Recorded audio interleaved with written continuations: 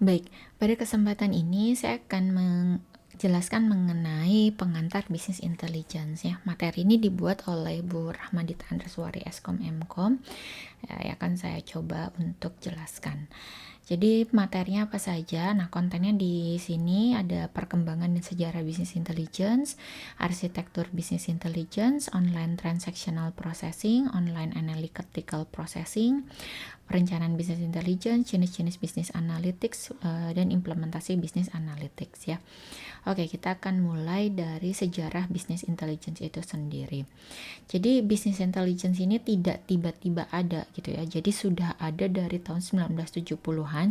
Cikal bakalnya itu adalah dari decision support system. Nah, dari decision support system ini kemudian berkembang menjadi enterprise atau executive information system, kemudian berkembang lagi menjadi business intelligence, dan kemudian sekarang yang sedang booming adalah data analytics ya.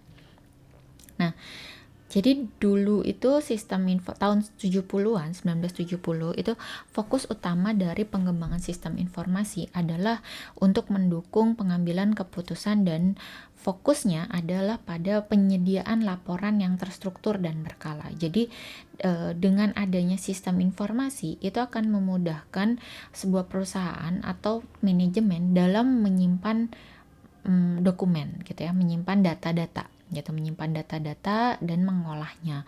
Kemudian data-data tersebut itu akan dijadikan sebagai laporan-laporan yang memang dibutuhkan dalam perusahaan tersebut. Nah, laporan itu tentu dibuat secara berkala ya, bisa per hari, per minggu, per bulan, atau per kuartal, itu sesuai dengan kebutuhan dari perusahaan tersebut. Nah, untuk apa sih sebenarnya laporan itu digunakan? Nah, tentu manajer perusahaan tersebut akan membuat laporan itu untuk mengetahui kebutuhan-kebutuhan apa saja yang harus dilakukan atau diputuskan di perusahaan tersebut gitu. Jadi supaya bisnisnya tetap sustain, itu apa sih yang harus dilakukan? Nah, itu akan terlihat itu dari data-data yang sudah ada atau dikumpulkan itu gitu. Makanya daripada menyimpan datanya dalam bentuk dokumen gitu yang mudah hilang, sulit untuk di manage dan lain-lain, maka dibangun sistem informasi itu gitu ya. Nah, dari sistem informasi itu kemudian berkembanglah yang namanya decision support system ya. Jadi decision support system ini awalnya itu dikenalkan oleh Gori dan Scott Morton ya. Dia itu mendefinisikan bahwa decision support system itu adalah sistem berbasis komputer yang interaktif yang membantu pengambil keputusan memanfaatkan data dan model untuk memecahkan masalah yang tidak terstruktur gitu. Nah, sistem pendukung keputusan ini menggabungkan antara sumber daya intelektual individu, jadi manusia, dengan kemampuan komputer untuk meningkatkan kualitas keputusan. Jadi, misalkannya dalam sebuah perusahaan ada seorang manajer yang sudah bekerja berpuluh-puluh tahun gitu. Nah, tentu ketika ia sudah bekerja berpuluh-puluh tahun, ia sudah melihat bagaimana sih perjalanan misalkannya dia manajer jual beli gitu, penjualan perusahaannya. Nah, itu akan melihat bagaimana sesuatu perubahan dalam perusahaannya itu tuh terjadi tuh bagaimana gitu ya. Dia akan menjadi seorang yang mudah untuk memutuskan sesuatu dalam menyelesaikan masalah gitu. Nah, dari sanalah, tapi untuk bisa melakukan hal itu dia harus bekerja dulu berpuluh-puluh tahun itu gitu ya, untuk mendapatkan pengalaman-pengalaman atau knowledge yang ada itu. Nah, dengan adanya decision support system ini, sistem bisa menyimpan data dalam jumlah yang banyak gitu, dan memanage-nya atau mengolahnya itu dalam waktu yang sangat cepat gitu. Nah, penggabungan inilah antara kemampuan manusia dengan kemampuan komputer itu yang kemudian digabungkan menjadi sebuah decision support system gitu. Jadi seorang expert itu bisa menghasilkan rules yang bisa diimplementasikan dalam komputer, sehingga komputer akan mampu untuk memutuskan sesuatu berdasarkan sama seperti kemampuan dari manusia begitu. Nah, jadi tahun 1970-an ini awalnya decision support system itu datanya itu seringnya itu diambil dari domain expert ya. Domain expert itu yaitu contohnya adalah manajer yang sudah bekerja selama berpuluh-puluh tahun gitu ya. Jadi dan biasanya dilakukan dengan proses manual yaitu wawancara atau survei untuk membangun model berbasis matematika atau pengetahuan untuk memecahkan masalah optimisasi dengan batasan tertentu gitu. Jadi biasanya sistem akan misalkannya ternyata untuk misalnya dalam kasus penerimaan mahasiswa baru ya. Dalam kasus penerimaan mahasiswa baru kita membutuhkan ada nilai IPK, kemudian ada dari kemampuan ekonomi keluarga gitu ya, kemudian ada lagi dari psikotes mahasiswa tersebut, apakah dia layak untuk mendapatkan beasiswa atau tidak gitu ya. Nah ini kalau misalkan ditentukan oleh manusia secara manual tentu kan akan makan waktu yang cukup lama gitu ya. Tapi dengan aturan yang disepakati oleh manusia gitu ya, oleh expertnya itu ditentukan oleh expertnya, dan komputer bisa mengolahnya dari ratusan mahasiswa yang apply beasiswa itu, dia bisa akan langsung mensort atau memfilter siapa saja yang memang layak dan yang tidak layak, kira-kira gitu. Itu contoh dari decision support system gitu ya. Nah, kemudian tahun 1980-an itu ya itu tadi dari expert system itu dia akan dikembangkan menjadi yang namanya rule based expert system gitu ya, atau namanya intelligent decision support system.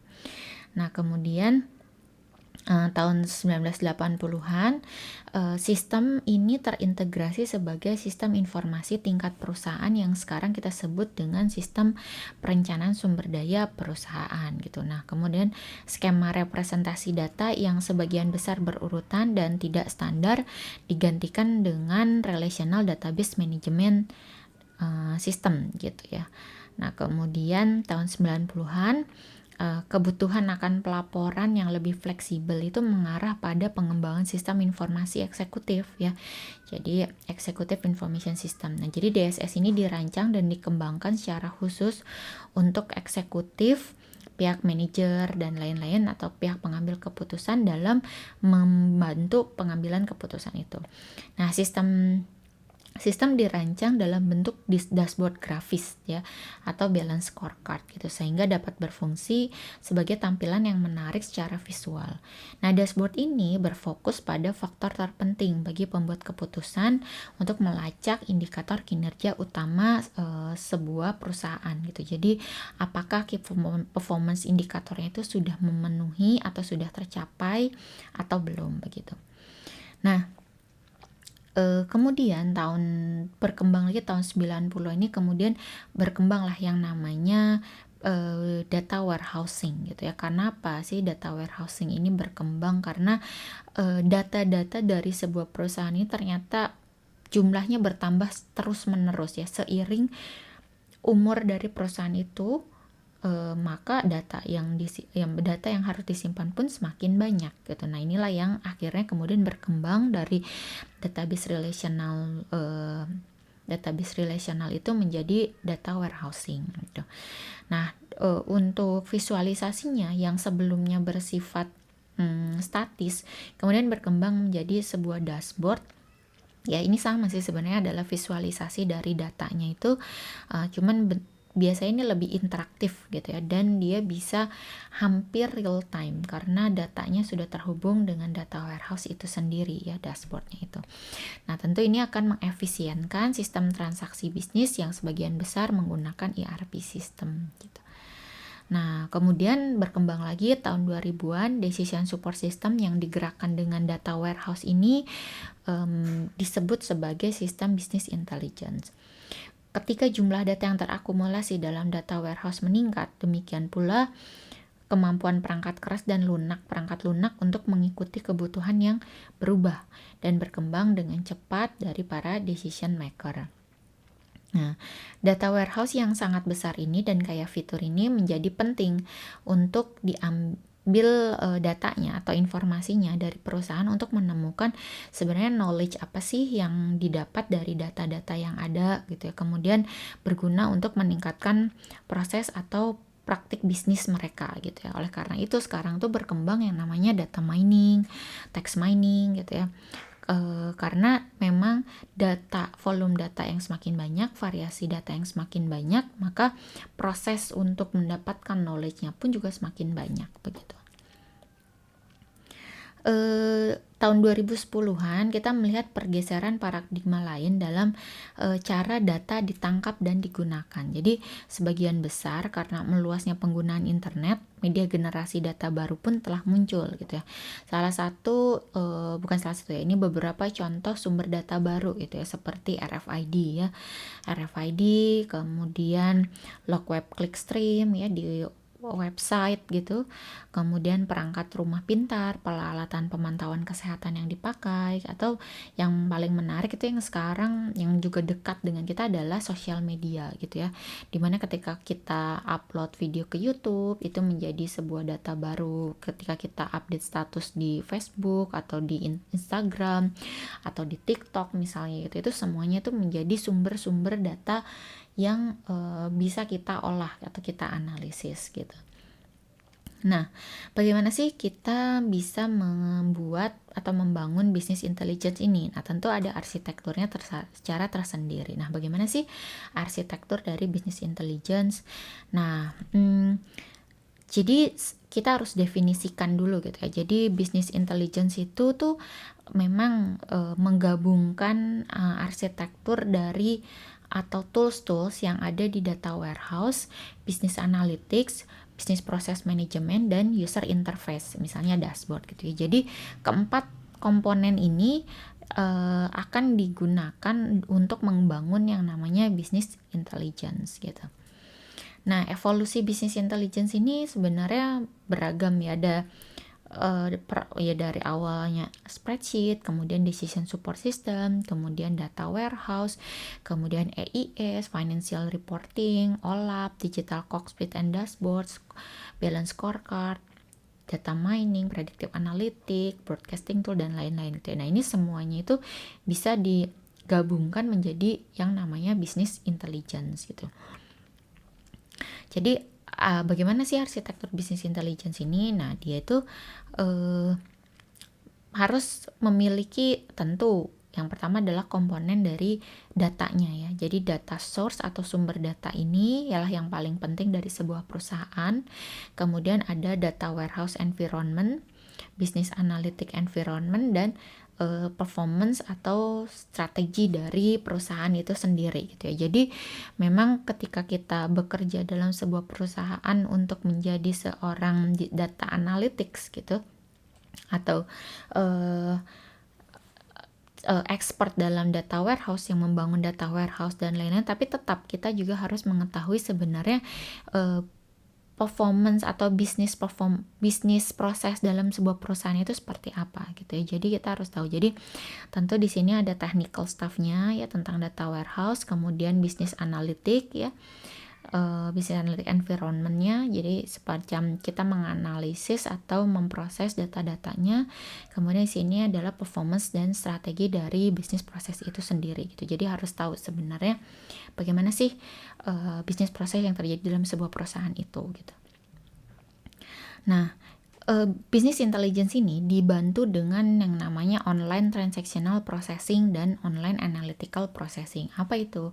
Jadi kalau online transactional processing ini adalah sistem pemrosesan transaksi ya, sistem pemrosesan transaksi yang secara online ya, nyaris real time itu diproses. Jadi misal contohnya yang paling mudah adalah ketika kalian ATM ya, contohnya ATM. Nah, ATM ini dia akan menyimpan data, ada transaksi masuk dan edit data itu secara cepat gitu ya. Kita ambil uang di ATM, kemudian datanya harus langsung tersimpan ke dalam data warehouse, kemudian ketika ada orang yang ngambil di tempat lain pun, kemudian misalkannya atau ada orang yang transfer ke rekening kita gitu ya dalam waktu yang hampir bersamaan, itu juga harus langsung bisa tercatat. Jadi data-data rekening kita itu bisa tersimpan secara hampir real time. Nah, inilah yang menggunakan namanya online transactional processing. Nah, itu baru masuk atau edit data saja gitu ya. Jadi secara hampir real time data-datanya akan terus berubah. Nah, proses transaksi data yang berubah ini itu dihandle oleh online transactional processing gitu. Nah, sedangkan ada lagi yang namanya online analytical processing. Nah, online analytical processing ini adalah dia membantu proses analisis data secara hampir real time juga gitu ya. Jadi contohnya itu misal seperti sekarang ada dashboard COVID ya, itu kan hampir real time ya, dimana data-datanya itu kan diambil dari sekian banyak rumah sakit gitu dalam sebuah daerah, suatu kota, masuk ke dashboard COVID kota gitu, kemudian masuk lagi ke dashboard COVID negara gitu ya. Nah, itulah yang hasil analisis gitu ya, data dashboardnya itu gitu. Nah, biasanya online analytical ini akan mampu menyimpan data, mengolah data, kemudian memvisualisasikan data tersebut gitu. Nah, bagaimana sih kalau sekarang kita mau membangun yang namanya business intelligence ya? Tentu harus ada proses perencanaan dulu. Nah, ketika sebuah perusahaan memutuskan untuk membangun business intelligence, yang harus dipastikan adalah yang harus diselaraskan ya, bisnis intelligence itu harus diselaraskan dengan strategi atau bisnis perusahaan. Jadi harus diketahui nanti bisnis intelligence yang akan kita bangun ini akan diimplementasikan untuk strategi bisnis perusahaan yang mana nih gitu. Apakah semua bidang di perusahaan atau misalkannya masih terbatas di misalnya tentang selling gitu ya, bidang selling gitu. Karena apa? Karena ketika kita membangun sebuah bisnis intelligence, tentu cost yang dikeluarkan pun juga banyak gitu. Nah, banyak konsultan dan praktisi bisnis intelligence yang terlibat dalam inisiatif bisnis intelligence yang sukses memberi saran bahwa kerangka kerja untuk perencanaan sesuai prasyarat yang diperlukan. Karena ini penting sekali gitu ya. Nah, kemudian apa saja tuh 4 komponennya itu? Nah, jadi komponennya itu adalah bisnisnya sendiri ya. Tentu kita harus paham sebenarnya bisnis proses yang terjadi dalam perusahaan itu apa gitu. Karena bisnis proses seperti di Telkom University ini akan berbeda bisnis intelligence-nya dibandingkan dengan misalkannya perusahaan sepatu gitu. Nah, itu akan berbeda. Kemudian ada lagi yang namanya organisasi, kemudian fungsionalitas, kemudian infrastruktur gitu ya.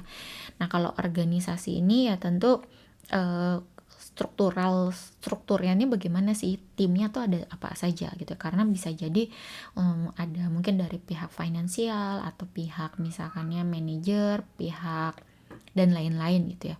Nah, kemudian fungsionalitas. Nah, kita harus tahu bisnis intelligence yang akan dibangun ini akan dimanfaatkan untuk menyelesaikan problem apa sih, atau problem apa sih yang mau diselesaikan atau dibantu dengan adanya bisnis intelligence ini gitu. Nah, kemudian infrastruktur, tentu ketika kita membangun bisnis intelligence ini ada banyak sekali cost yang harus dikeluarkan gitu ya. Dari segi kita harus membangun data warehouse-nya, kita harus menyediakan tim yang menghandle data warehouse-nya atau staff IT-nya, kemudian juga kita harus menyediakan orang yang paham cara menganalisis datanya, kemudian orang juga yang bisa melihat apakah hasil analisis tersebut sesuai dengan bisnis proses yang terjadi di perusahaannya atau tidak gitu. Jadi ya memang nih semua 4 komponen inilah yang setidaknya dibutuhkan dalam membangun bisnis intelligence itu. Nah, kemudian analytics ya. Jadi dari bisnis intelligence ini tentu sebenarnya yang paling penting itu adalah proses analitiknya ya. Apa sih kata analitik ini? Jadi kata analitik ini sebagian besar telah menggantikan komponen individual sebelumnya dari teknologi pendukung keputusan terkomputerisasi yang telah tersedia berdasarkan data masa lalu gitu ya. Jadi kita ini akan mendapatkan sesuatu gitu ya, atau knowledge yang biasanya kita cari secara manual oleh manusia itu sendiri, tentu dengan pengalaman mungkin ya yang sudah dimiliki oleh orang tersebut. Nah, ini akan digantikan dengan proses data analitik yang dilakukan secara otomatis menggunakan business intelligence itu gitu. Nah, ada apa tipe-tipenya tuh ada apa saja. Nah, jadi ada 3 macamnya, ada descriptive analytics, predictive analytic, dan prescriptive analytic. Nah, kita mulai dari yang descriptive analytic. Descriptive analytic ini hanya adalah dari data itu kita melihat sebenarnya apa yang terjadi gitu ya. Contohnya pada kasus COVID gitu ya, kita kumpulkan data dari banyak rumah sakit untuk mengetahui sebenarnya ada berapa sih orang yang terkena positif COVID. Mereka ini umurnya berapa tahun. Kemudian mereka ini terkenanya itu dari mana gitu. Terus kita juga bisa melihat berapa lama waktu yang mereka butuhkan untuk sembuh gitu. Kira-kira seperti itu ya. Jadi data-data yang fakta-fakta untuk mengungkap keadaan dari data itu kemudian di analitik menjadi namanya descriptive analytic. Jadi questionnya nanti what is happening gitu ya ke situ. Nah, kemudian ada lagi yang namanya predictive analytic. Nah, predictive analytic ini adalah untuk mengetahui apa atau memprediksi apa yang akan terjadi gitu. Jadi kemungkinan memprediksi apa yang akan terjadi kalau misalnya kasus COVID lagi gitu ya. Dari data yang sudah ada itu kita akan tahu sebenarnya kira-kira besok itu yang terkena status positif COVID itu ada berapa orang. Jadi kalau kemarin atau saat ini ada sekitar 50 orang, nah kemungkinan besok itu ada berapa sih penambahannya gitu kan. Gitu. Apakah akan bertambah menjadi 2 kali lipatnya atau bagaimana gitu. Nah, itu prediksi. Nah, kemudian ada lagi yang namanya prescriptive analytic. Nah, prescriptive analytic ini adalah untuk mengetahui sebenarnya apa yang harus kita lakukan. What should I do? Why should I do it? Gitu kan. Oke, sekarang kita sudah tahu saat ini yang positif COVID itu ada sekian puluh orang.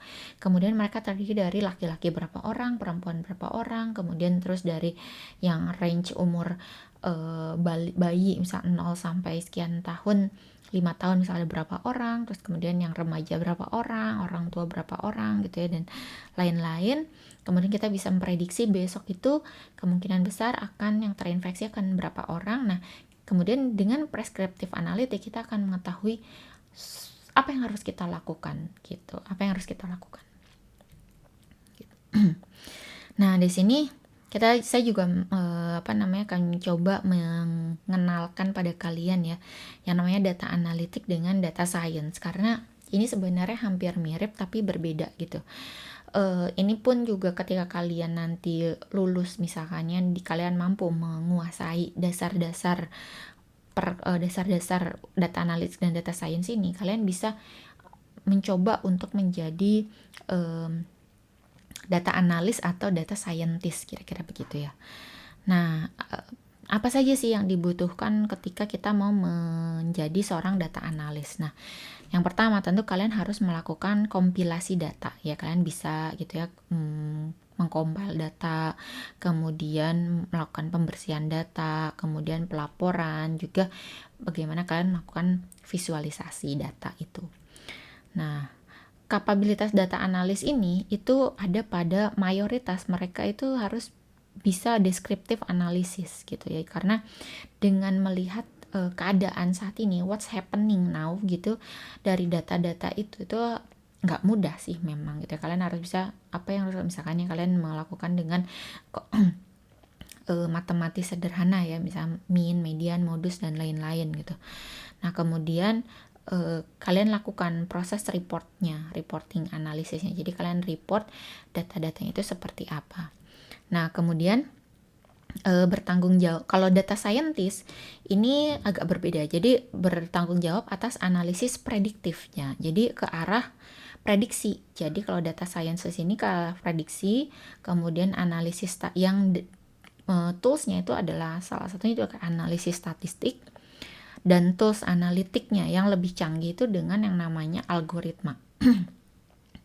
gitu. Jadi karena untuk memprediksi sesuatu kita membutuhkan tambahan algoritma-algoritma yang nanti mungkin di akhir setelah UTS sih itu ada materi data mining gitu ya di situ, atau mungkin kalian juga sudah ambil mata kuliah data mining gitu ya. Jadi ada algoritma-algoritma yang dapat digunakan untuk proses analisis prediktif gitu.